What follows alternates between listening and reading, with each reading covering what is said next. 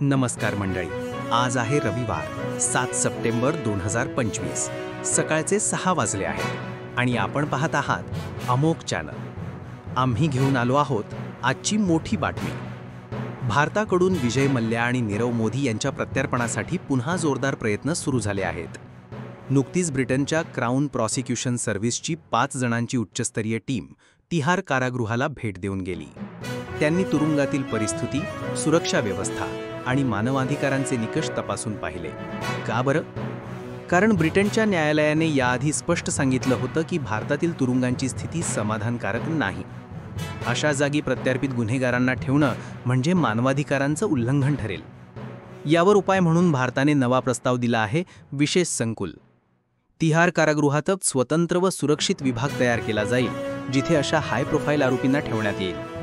आंतरराष्ट्रीय दर्जा, आवश्यक सुविधा आणि मानवी हक्कांची हमी येथे दिली जाणार आहे.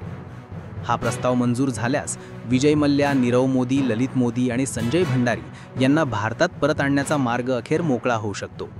लक्षात घ्या, 2019 पासून भारताने परदेशात तब्बल 178 प्रत्यार्पण विनंत्या पाठवल्या आहेत. त्यापैकी सुमारे 20 प्रकरणं आजही ब्रिटनमध्ये प्रलंबित आहेत. मल्ल्या आणि नीरव मोदी यांच्या गैरव्यवहारांमुळे भारतीय बँकांचं हजारो कोटींचं नुकसान झालं. त्यामुळे आता सगळ्यांच्या मनात एकच प्रश्न, हे आरोपी खरंच भारतात परत येणार का? मित्रांनो, तुमचं मत नक्की कमेंटमध्ये सांगा.